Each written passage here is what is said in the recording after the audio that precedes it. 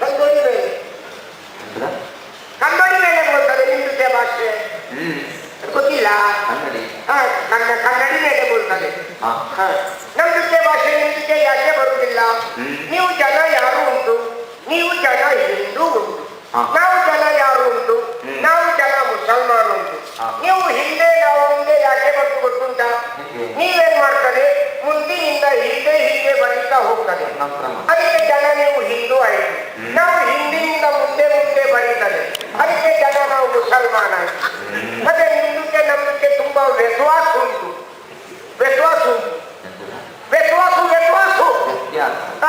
ನಿಮ್ದಕ್ಕೆ ದೇವರುಂಟು 25-30 ಸಾವಿರ ದೇವರುಂಟು.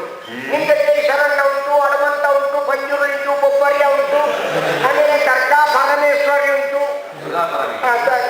ನಮ್ದು ದರ್ಗಾ ನಿಮ್ದು ದುರ್ಗಾ. ದರ್ಗಾ ಪರಮೇಶ್ವರಿ ಉಂಟು, ಆಮೇಲೆ ಚಾಪುಂಡಿ ಉಂಟು, ಹನುಮಂತ ಉಂಟು, ಬೊಬ್ಬರ್ಯ ಉಂಟು, ಮರುತಿಕ್ ಉಂಟು, ಹೈಗುಳಿ ಉಂಟು, ಪಂಜುರು ಉಂಟು. ನೀವು ನಿಮ್ಮ ಪ್ರಾರ್ಥನಾ ಮಂದಿರಕ್ಕೆ ಹೋಗ್ತದೆ, 2 ಕೈಯನ್ನು ಹೀಗೆ ಜೋಡಿಸಿ ದೇವರೇ ನಮಗೆ ಸುಖ ಕೊಡು ಅಂತ ಬೋಲ್ತದೆ. ಸುಖ ಕೊಡು ಬೋಲ್ತಾರೆ. ದೇವರು ಕೊಡುವಾಗ ಏನಾಗ್ತದೆ? ನೀವು 2 ಕೈಯನ್ನು ಹೀಗೆ ಇಟ್ಟಿರ್ತದೆ. ದೇವರು ಕೊಡುವಾಗ ಕೆಳಗಿಟ್ಟು ಲಗಾಡಿ.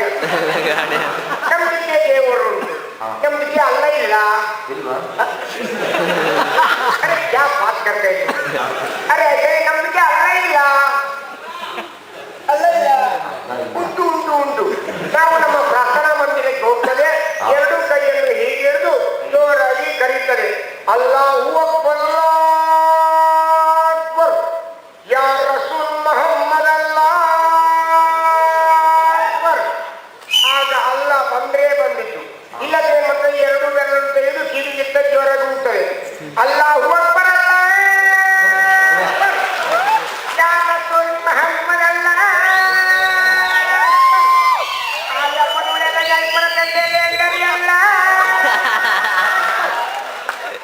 ಅಂತ जोराಗಿ ಕೂಗ್ತದೆ.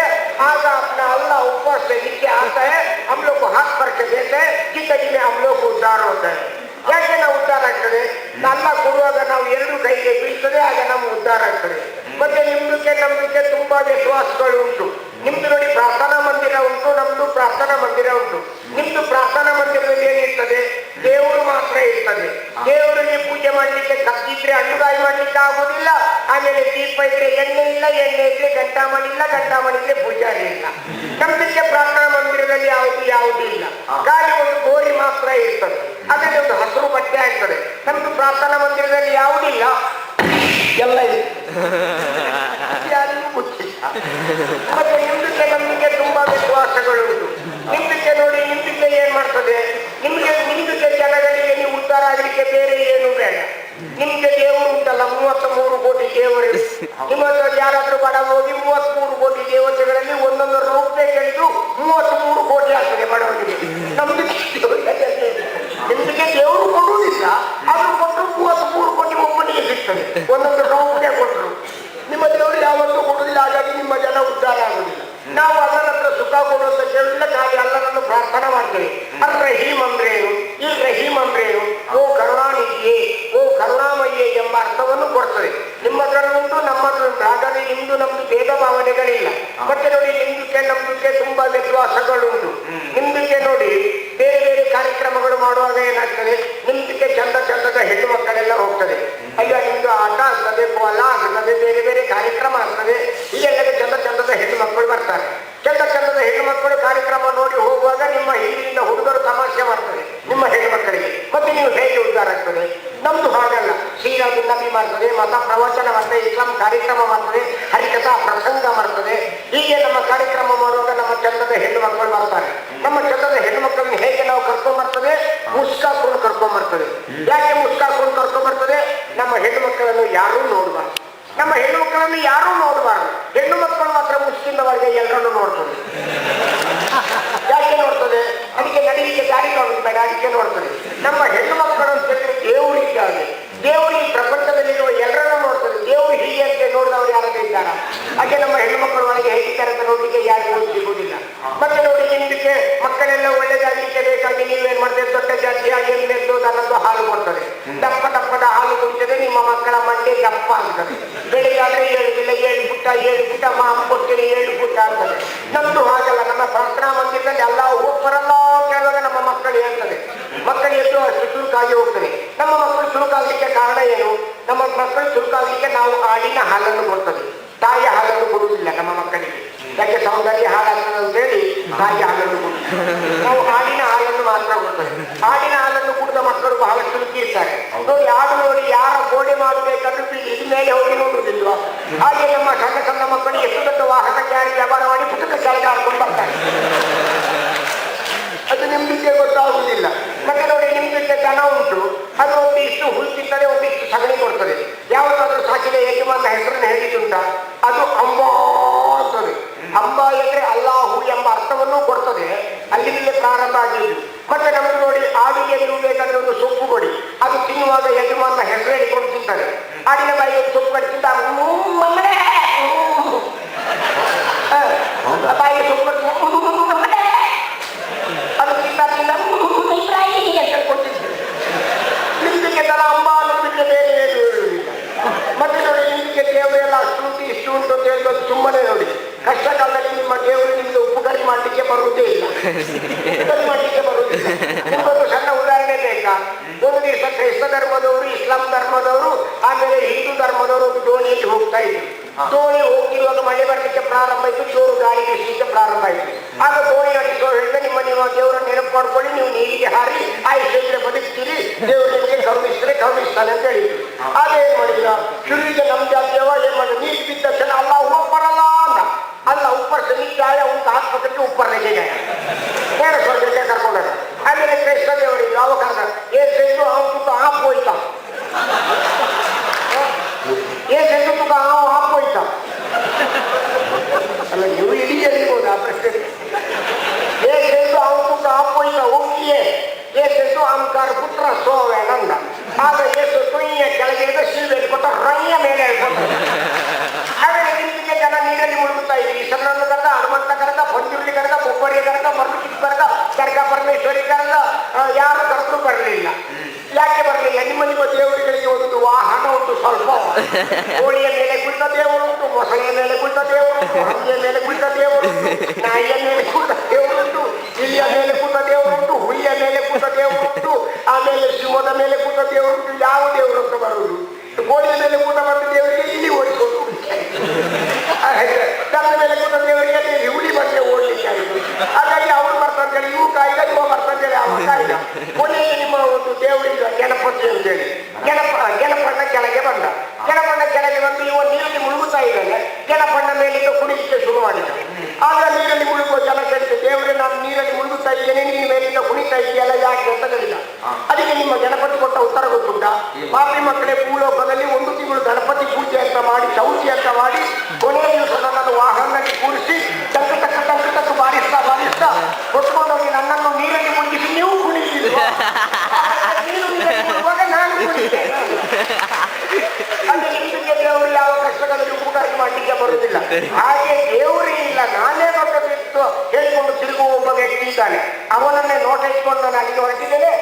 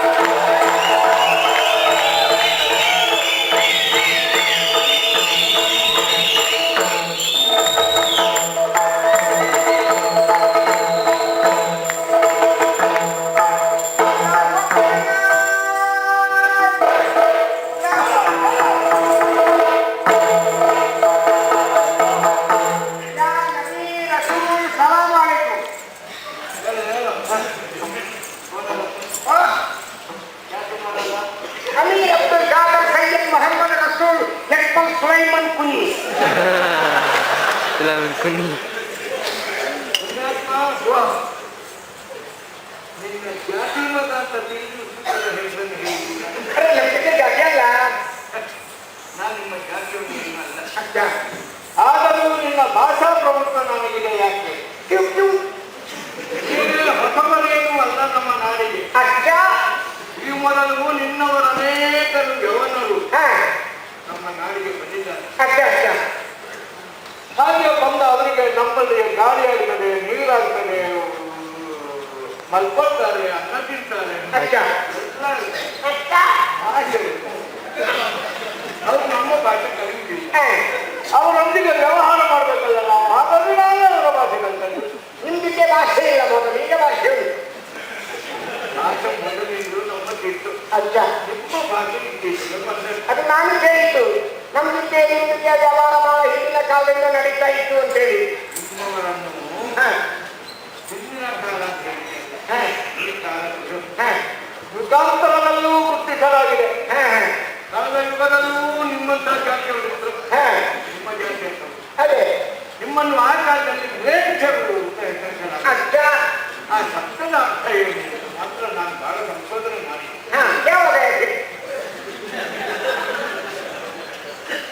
ತಪ್ಪು ತಿಳಿಬೇಡ. ಸಂಶೋಧನೆಯ ಫಲಶ್ರುತಿ ವೇಷರು ಅಂದ್ರೆ ತೆಗೆದು ಹಾಕಿದವರು.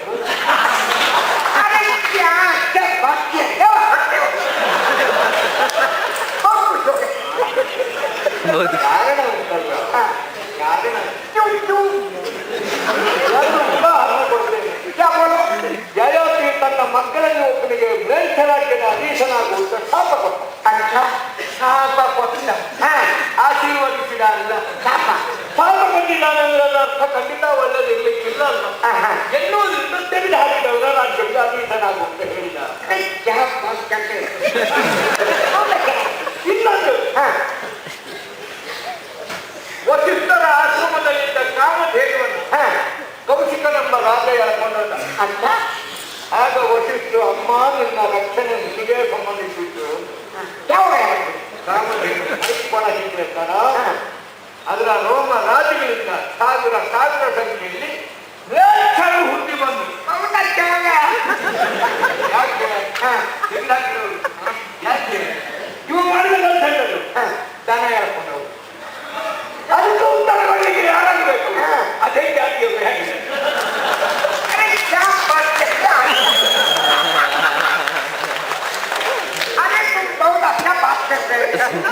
ಅಲ್ಲೇನಪ್ಪ ನೀನು ಸರಿ ಹಾಕಿದವನು. ಯಾಕಂದ್ರೆ ನಾನು ಮರದಲ್ಲಿ ಹೇಳಿದ್ದು ಒಳ್ಳೆಯವನಾಗೆ ಕಾಣ್ತದೆ ಅಂತೇಳಿ ನಮ್ದು ನಿಮ್ದೆಲ್ಲ ಹಿಂದಿನ ನಡೀತಾ ಇತ್ತು ಅಂತ ನನಗೆ ಗೊತ್ತುಂಟು. ಹೌದಾ? ನಿಮ್ದಿದ್ದೆ ಒಂದು ಇದಿತ್ತಲ್ಲ, ನೆಲದ ಚಕ್ರವರ್ತಿ, ನೆಲದ ಚಕ್ರವರ್ತಿ. ನಳ ಚಕ್ರವರ್ತಿ ಹೌದು, ಅವನ ಹೆಂಡತಿ ಗುಣಕ್ಕೆ ಸ್ವಯಂವರ ಆಯ್ತಲ್ಲ. ಅವನ ಗುಣಕ್ಕೆ ಪುನಃ ಸ್ವಯಂವರ. ಆಗ ನಿಮ್ಮ 50 ಹೌದಾ? ಅಯೋಧ್ಯ ಋತುಪರ್ಣ ಮಹಾರಾಜ ಇದ್ದಲ್ಲ. ಋತುಪರ್ಣ ಋತುಪರ್ಣ ಅವನಿಗೆ ಇಷ್ಟೇ ಹೊತ್ತಿಗೆ ಮದುವೆ ಹೋಗಿ ಮುಟ್ಟಬೇಕಂತ ಒಂದು ಒಳ್ಳೆ ಬಂದಿತ್ತಲ್ಲ. ಹಾಗಾಗಿ ಒಂದು ಒಳ್ಳೆಯ ಕುದುರೆಯನ್ನು ನಮ್ಮ ಜಾತಿ ಒಬ್ಬ ಬಾವು ಕಾಕ ಕೊಟ್ಟಿದ್ದಲ್ಲ. ಬಾವು ಕಾಕ ಅಲ್ಲವೋ ಬಾಹುಕ. ಅವನು ಒಳ್ಳೆ ಸಾಮರ್ಥ್ಯ ನೈಪುಣ್ಯ ಹೊಂದಿದವ. ಅವನ ರಥಕ್ಕೆ ಗಾಳಿಯ ತಡೆ ಇಲ್ಲ. ಬಾವು ಕಾಕ ಅಲ್ಲ, ವಾಯುದೇವರು ಅನುಗ್ರಹ ಮಾಡಿ ಅವನ ರಥಕ್ಕೆ ಗಾಳಿಯ ತಡೆ ಇಲ್ಲ. ಹಾಗಾಗಿ ಎಷ್ಟು ವೇಗವಾಗಿ ಓಡಬಲ್ಲ. ಭೂಮಿಯಿಂದ ಮೇಲೆ ಕೊಂಡು ಕಲ್ಲಿದ್ದಾರೆ. ಅದೇ ಹೊತ್ತಿಗೆ ಹತ್ತಿಯ ಉಂಡೆಯನ್ನು ಯಾವುದು ಮೊದಲು ಬರ್ತದೆ? ಯಾವುದು? ಕಲ್ಲು ಬರ್ತದೆ. ಹತ್ತಿಯಿಂದ ಹೌದಾ? ಅದೇ ಗಾಳಿ ಇಲ್ಲ ಗಾಳಿಯೇ ಇರುವಾಗ ನಿರ್ವಾತ ಪ್ರದೇಶದಲ್ಲಿ ಹತ್ತಿಯನ್ನು ಕಲ್ಲನ್ನು ನಾಲ್ಕು ಎರಡು ಒಟ್ಟಿಗೆ ಅವನಲ್ಲಿ ಹತ್ತಿ ತಡ ಬಂದಕ್ಕೆ ಗಾಳಿಯ ತಡೆ. ಈಗ ವಾಯುದೇವರ ಅನುಗ್ರಹ ಏನು? ಬಾಹುಬಲಿಗೆ ನಿನ್ನ ರಥಕ್ಕೆ ನನ್ನ ತಡೆ ಇಲ್ಲದೆ ಆದ್ರಿಂದ ಅವನ ರಥವನ್ನು ರಥದ ವೇಗ ಎಷ್ಟು ಹೇಳಿ ಋತುಪರ್ಣ ನಾನು ನಿಂತವ ಕರವಸ್ತ್ರ ಕೆಳಗೆ ಬಿಟ್ಟು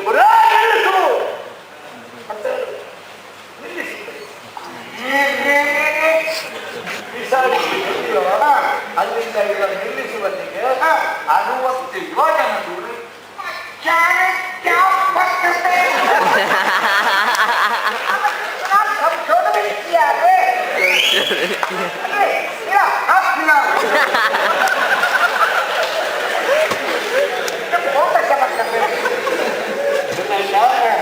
ಈಗ ಬಾವುಕನ ಕಥೆ ಯಾಕೆ ಅಲ್ಲ ಅವ ಕುದುರೆ ಒಂದು ಕೊಟ್ಟಿಲ್ವಾ ಹಾಗೆ ನಾನು ಕುದುರೆ ಮಾರ್ಲಿಕ್ಕೆ ಬಂತು. ಈಗ ವ್ಯಾಪಾರ ಹೇಳ್ಕೊಟ್ಟಂಗೆ ಮೇರಮ್ಮ ಅವರಿಗೂ ಒಬ್ಬರಿಗೆ ಸಮ ಇಲ್ಲ ಕಾಣುತ್ತೆ.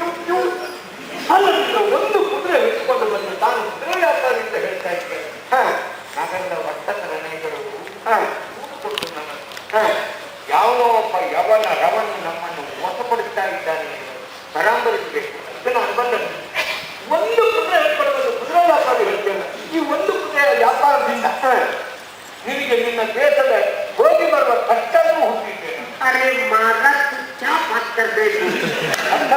ನಾನು ಬರುವಾಗ ಒಂದು ಕುದುರೆ ಇಟ್ಕೊಂಡು ಬಂದದ್ದಲ್ಲ, 499 ಕುದುರೆ ಇಟ್ಕೊಂಡು ಬಂತು. ಅದು ಹೊರೆ ಆಗಿದೆ. ಒಂದು ಗರ್ಭಿಣಿ ಇತ್ತು, ಅದೇ ಹೊಟ್ಟೆಯಲ್ಲಿ ಅರ್ಥ ಇಲ್ಲ. ಇಲ್ಲಿ ಒಂದೇ ಕಾಣಿಸ್ತದಲ್ಲ, ಅದು ಪೂರ ಬೇಷೆ ಹೋಗಲ್ಲ. ಅವೆಲ್ಲವನ್ನು ಮಾರಿ ಆಗಿದೆ. ಅದು ಬೇಗ ಗಿರಕ್ಕೆ ಬಂದು ಕೊಡ್ತೀವಿ. ಅವೆಲ್ಲವನ್ನು ಸುಲಲಿತವಾಗಿ ಮಾರಿರಬಹುದಾದ ನಿನಗೆ ಇದೊಂದು ಮಾರಾಟ ಆಗದ ಉನ್ನತ ಯಾಕೆ? ಇದು ಒಳ್ಳೆ ಕುದುರೆ, ಇದು ಅದು ಕರೆಕ್ಟೇ ಕುದುರೆ. ಅಂದರೆ ಅದು ಕಟ್ಟೆಯಿಂದ ಕುದುರೆಗೆ ಹುಟ್ಟಿ, ಇದು ಕುದುರೆಗೆ ಹುಟ್ಟಿ. ನಿನ್ನ ಸರಕಿನ ರಹಸ್ಯ ನೀನೇ ಹೇಳಬೇಕು. ಅಲ್ಲ ಅವೆಲ್ಲವನ್ನು ಕಡಿಮೆ ಹಾಗಾಗಿ ಬೇಗ ಹೋಗಿ ಇದನ್ನು ತಗೊಳ್ಳೋರು ಯಾರಿಲ್ಲ. ಹಾಗಾಗಿ ನಿನ್ನನ್ನೇ ನೋಟ ಇಟ್ಕೊಂಡು ಬಂದು ನನಗೆ ಕುದುರೆ ಅವಶ್ಯಕತೆ ಉಂಟು ಇದನ್ನು ಅದೆಲ್ಲ ಇಲ್ಲಿ ನಿನ್ನ ಸುಖ ಸಂಖ್ಯೆಯೋ ಪಾಪ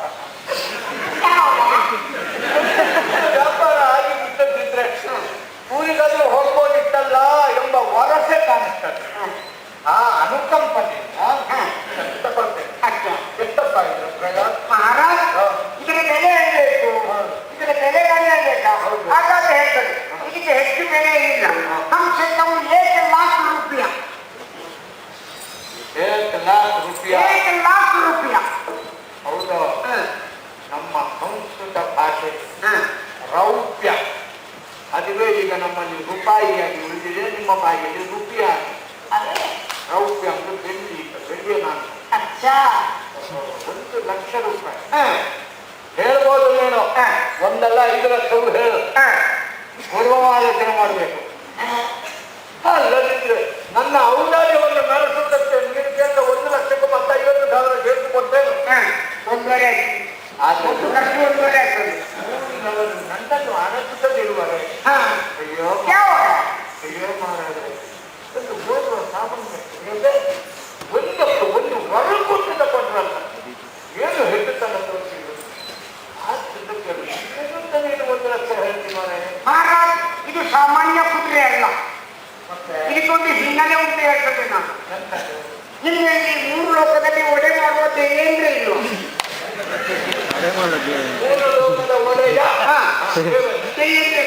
ಅವನ ಹತ್ರ ಒಂದು ಉಚ್ಚವಳಿಯ ಕುದುರೆ ಇರಲಿಲ್ಲ. ಆ ಕುದುರೆಯನ್ನು ಏರಿಕೊಂಡಿರುವ ಭೂಲೋಕಕ್ಕೆ ಒಂದು ಸಲ ಬಂತು. ಹಾಗೆ ಬಂದು ನಮ್ಮ ಅರಬ್ ದೇಶಕ್ಕೆ ಬಂತು. ಅರಬ್ ದೇಶ ಕಂದವನ್ನು ನೋಡಲಿಕ್ಕೆ ಕುದುರೆಯನ್ನು ಬಿಟ್ಟು ತಿರುಗಾಡಿಕೊಂಡು ಹೋಗಿ ತಿರುಗಾಡಿಕೊಂಡು ಹೋದಾಗ ಕುದುರೆ ಇಲ್ಲೇ ಉಳಿತು. ನಮ್ಮ ಅರಬ್ ದೇಶದ ಒಂದು ಹೆಣ್ಣು ಕುದುರೆ ಬಂತಲ್ಲಿ.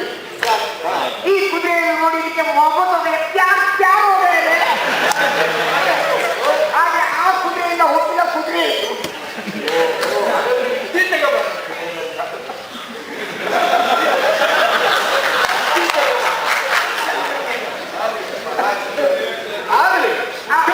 ಸಂತಾನ.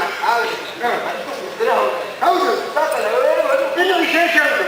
ಈ ಕುದುರೆ ಮೇಲೆ ಆ ಫೈಟು एक मार ये घोड़ा कितना ऊपर भी जाते, कितना नीचे भी जाते, कितना ऊपर भी जाते, कितना नीचे जाते. अरे मुझे आता नहीं ना. ನಿಂದಿದ್ದೆ ಭಾಷೆ ಈ ಕುದುರೆಗೆ ಒಂದು ಪೆಟ್ಟು ಹೊಡಿ, ಈ ಕುದುರೆ ಒಂದು ಪೆಟ್ಟು ಹೊಡಿ, ಈ ಕುದುರೆ ಎಷ್ಟು ಮೇಲೆ ಬೇಕಾದ್ರೂ ಹೋಗ್ತದೆ.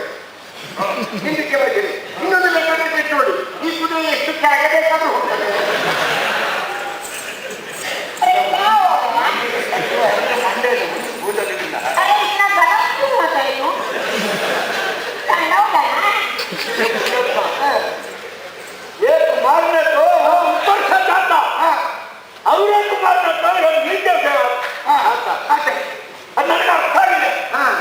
ನಾನು ಅರ್ಥ ಆಗಿದೆ ನಿನ್ನ ಹತ್ರ ಪುರ ಗೆಲ್ತಲ್ಲ. ಇಂಥದ್ದೊಂದು ದೋಷ ಉಂಟಾದಗಳಿಂದ ಒಂದು ಹೊಡಿ ಕೆಳಗೆ ಬರ್ತದೆ, ಕೆಳಗೆ ಮತ್ತೊಂದು ಹೊಡಿ ಮೇಲೆ ಬರ್ತದೆ. ಇದು ಮೇಲೆ ಯಾರು ಹೇಳ್ಕೊಟ್ಟದ್ದು ಇದನ್ನು ಮೇಲೆ ಅಂತ? ಅರೆ ನಾನು ತಪ್ಪು ಹೇಳಿಲ್ಲ. ಈಗ ನಂಬಿಕೆ ಬಾಂಗೂರು ಶ್ರೀನಿವಾಸ ಇಲ್ವಾ, ಹಾಗೆ ನಿಮ್ಮಿಗೆ ಹಾಡು ಹೇಳುವ ಬಾಗಂತ ಇಲ್ವಾ, ಬಾಗಂತ ಅವ್ರು ನಾನು ಬರುವಾಗ ಹೇಳ್ತಾ ಇದ್ರು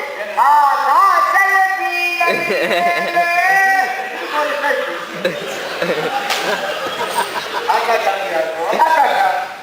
ಅದು ಮೇಲೆ, ಹಾಗಾದ್ರೆ ಇದು ಮೇಲೆ, ಇದು ಕೆಳಗೆ.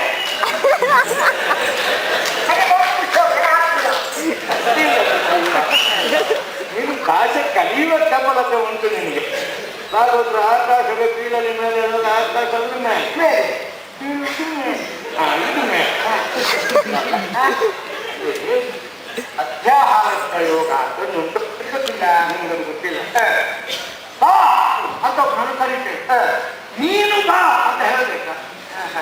ಬಾ ಅಂದ್ರೆ ನೀನು ಅಂತ ನೀನು ಹೇಳುವುದಿಲ್ಲ. ಹಾಗೆ ಆಕಾಶದ ಕೀಳಲಿ ನಮ್ಮ ಮೇಲೆ ನಮ್ಮ ಅಧ್ಯಾಹಾರ, ನಮ್ಮ ಮೇಲೆ ಅತ್ಯಾರ ಇದು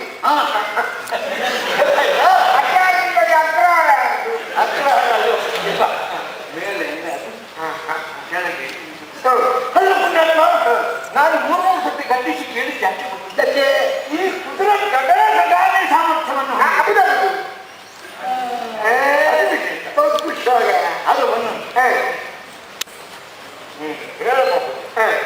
ನಾನು ನಂತರೇ ಯಾಕಂದ್ರೆ ನೀನು ಹೇಳ್ದಲ್ಲಿ ಹಣ ಕೊಟ್ಟು ನಿನ್ನನ್ನು ಆಟ ಕಳ್ತೀನಿ. ಆಮೇಲೆ ನಾನು ನಿಮಗೆ ಎಷ್ಟು ಬರಲಿ ಇಟ್ಟುಕೊಂಡೇ ಬರ್ತೇನೆ. ಮಂದ ನಾಮ ಅದಲ್ಲ, ಈ ಕುದುರೆಗೆ ಇನ್ನೊಂದು ಮಹಿಳೆ ಈ ಕುದುರೆ ಉಂಟಲ್ಲ, ಕುದುರೆಯ ಮೇಲೆ ನೀನು ಕೂತ್ಕೋ, ಕೂತ ಮೇಲೆ ಒಂದು ಪೆಟ್ಟು ಹೊಡಿ.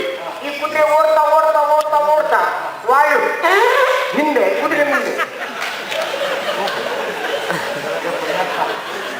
ನಮ್ಮ ಭಾಷಾ ಸಾಹಿತ್ಯ ಸೊಗಡನ್ನು ಹಾಳು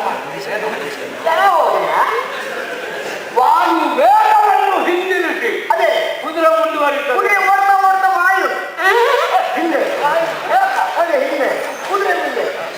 ವಾಯುವನ್ನು ಹಿಂದೆ ಬಿಟ್ಟು ಕುದುರೆ ಮುಂದೆ ಹೋಗುತ್ತದೆ ಅಂದ್ರೆ ಅರ್ಥ ಬೇರೆ. ಗೊತ್ತಾಯ್ತಾ? ಆಗ ಜನರಿಗೆ ಕಲ್ಪಿತವಾಗುವ ವಾಯು ಅಪಾನ ವಾಯು ಮತ್ತೊಂದಲ್ಲ, ಪ್ರಾಣವಾಯು ವಾಯು ವೇಗವನ್ನು ಕುದುರೆ ಓಡ್ತದೆ. ಇಷ್ಟು ಮುಂದೆಗೆ ನೀವು 1 ಲಕ್ಷ ಕೊಟ್ಟು ಕಮ್ಮಿ ಆಗ್ತದೆ. ಖಂಡಿತ ರಾಷ್ಟ್ರೀಯ ಕೊಟ್ಟು ಅಚ್ಚ ಆದರೆ ಸತ್ಯವೂ ಮುಖ್ಯ. ನಾವು ಪರೀಕ್ಷೆ ಮಾಡಬೇಕು. ಪರೀಕ್ಷೆ ಮಾಡಿದ್ರೆ ನೀ ಪರೀಕ್ಷೆ ಮಾಡು, ಕುದುರೆಯಲ್ಲಿ ಹೋಗಿ ಕೂಡು, ಆಮೇಲೆ ಒಂದು ಪೆಟ್ಟು ಹೊಡಿ, ಕುದುರೆ ಓಡ್ತದೆ. ಆಗ ನಿನ್ನ ಪರೀಕ್ಷೆಯಲ್ಲಿ ನಿನಗೆ ಬೇರೆ ಹೊಂದಿದ್ರೆ ನಿನ್ನ ಆತ್ಮಕ್ಕೆ ಶಾಂತಿ ಸಿಕ್ಕಿದ್ರೆ ಆತ್ಮಕ್ಕೆ ಶಾಂತಿ ಕಲ್ಪಿತವಾಗುವುದು ಸತ್ಯ ಬರೀಕಲೇ ಹೊರತು ಜೀವ ಇದ್ದಾಗ. ಹಾಗಾದ್ರೆ ಜೀವಕ್ಕೆ ನಿಮಗೆ ಆತ್ಮ ಇಲ್ಲ, ಆತ್ಮ ಉಂಟು, ಶಾಂತಿ ಬೇಡ, ಆಗ ಕ್ಷೇಮ ಬೇಕು. ಅದು ಸೇವೆ ಸಿಗ್ತದೆ. ಯಾಕಂದ್ರೆ ಕುದುರೆ ಅಲ್ಲಿ ಕೂಡಲಿ ನೋಡಪ್ಪ, ಇದು ಇಮಾನ್ದಾರ ವ್ಯಾಪಾರ ಅಂದ್ರೆ ಅದೇ ನಮ್ಮ ಇಮಾನ್ದಾರ ಯಾಕೆ ಸತ್ಯವನ್ನು ಹೇಳಿ ಹೌದು.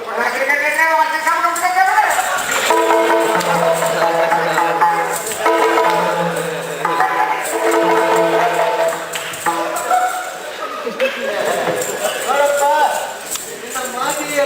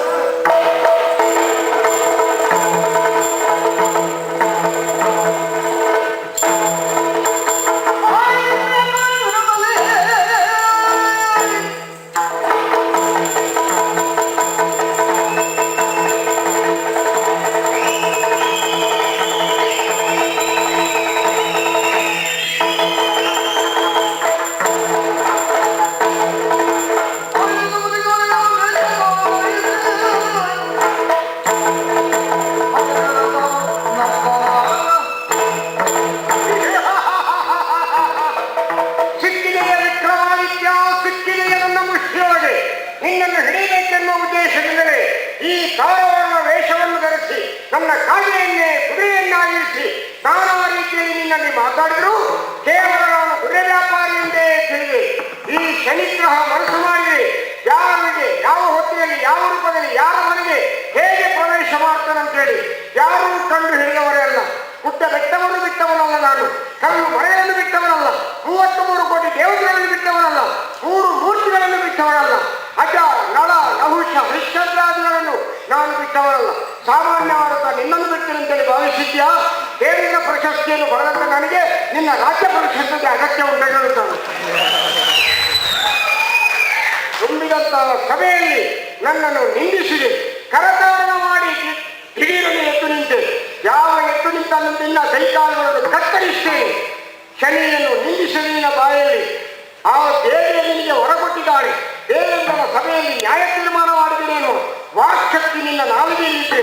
ನಿನ್ನವರನ್ನು ನೀನು ನೋಡಿದಾಗಲೇ ಮಾತಾಡಲಿಕ್ಕೆ ಅಸಾಧ್ಯವಾದಂತ ಆ ವಾಕ್ಶಕ್ತಿಯನ್ನೇ ಎಳಿತೇನೆ. ನಿನ್ನ ಜೀವನ ಅನ್ನೋದು ಕರಕಿ ಕಮರಿ ಹೋಗುವ ಹಾಗೆ ನಾನು ಮಾಡದೆ ಹೋದರೆ ನಾನು ಶನಿಗ್ರಹವೇ ಅಲ್ಲ, ಶನಿಗ್ರಹವೇ ಅಲ್ಲ. ಈ ಪ್ರಪಂಚದ ದಿನಗಳಿಗೆ ಒಂದು ಎಚ್ಚರಿಕೆಯ ಮಾತನ್ನು ಹೇಳ್ತಾ ಇದ್ದೇನೆ. ಶನಿಯ ಕಥೆ ಏನಾಗ್ತದೆ ಅಂತೇಳಿ ಕೊನೆ ತನಕ ಇಟ್ಟು ಎಲ್ಲರೂ ಹೋಗಬೇಕು. ಮಧ್ಯದಲ್ಲಿ ಯಾರು ಎದ್ದು ಹೋದ್ರೆ ಅವನನ್ನು ಬಿಟ್ಟು ನಿಮ್ಮನ್ನು ಹಿಡಿದೇನು ನೆನೆಸಿದೆ. ಈ ಕ್ಷೇತ್ರದಲ್ಲಿ ನನಗೊಬ್ಬರಿಗೆ ಮಾತ್ರ ಎದ್ದು ಹೋಗ್ಲಿಕ್ಕೆ ಅಧಿಕಾರ ಇದೆ, ಬೇರೆ ಯಾರು. ಆದ್ದರಿಂದ ಹೇಳಿದರೆ ಎಲ್ಲರೂ ಕೊನೆ ತನಕ ಇದ್ದು ಹೋಗಲೇಬೇಕು. ಇವನ ಸ್ಥಿತಿಗತಿ ಏನಾಗ್ತದೆ ಎನ್ನುವುದನ್ನು ಪ್ರತಿಯೊಬ್ಬರು ನಿರೀಕ್ಷಿಸಬೇಕು. ಶನಿ ಕಥೆಯನ್ನು ಯಾರು ಕೇಳ್ತಾರೋ, ಶನಿಯನ್ನು ಯಾರು ಆರಾಧಿಸ್ತಾರೋ ಅವರ ಮನೆಯಲ್ಲಿ ಭಾಗ್ಯಲಕ್ಷ್ಮಿಯನ್ನೇ ನಿಲ್ಲುವಂತೆ ಮಾಡ್ತೇನೆ. ಹೊಸ ಮನೆಯಲ್ಲಿ ಹಾಲು ಕರಿ ಬರುವ ಹಾಗೆ ಅವರ ಕುಟುಂಬವನ್ನು ಉದ್ಧಾರ ಮಾಡ್ತೇನೆ. ಮನೆಯ ಮುಂದುಗಡೆ ನಾವು ಹೂವಿನ ತೋಟವನ್ನು ಹೇಗೆ ರಕ್ಷಣೆ ಮಾಡ್ತೇವೆ ಹಾಗೆ ಶನಿಗ್ರಹ ಎಲ್ಲರನ್ನು ರಕ್ಷಣೆ ಮಾಡ್ತಾನೆ. ಇಲ್ಲದಿದ್ದರೆ ಶನಿ ದೋಷ ಬರ್ತದೆ ಅನ್ನೋದನ್ನು ಈ ಪ್ರಪಂಚಕ್ಕೆ ತಿಳಿಸಬೇಕಾಗಿ ಈ ರೂಪವನ್ನು ಧಾರಣೆ ಮಾಡಿದ್ದೇನೆ. ನಾನು ಬಿಡುವುದಿಲ್ಲ ವಿಕ್ರಮಾದಿತ್ಯ, ಹೋಗ್ತಾ ಇದ್ದೇನೆ, ನೀನೇನು ಬಿಡುವುದಿಲ್ಲ.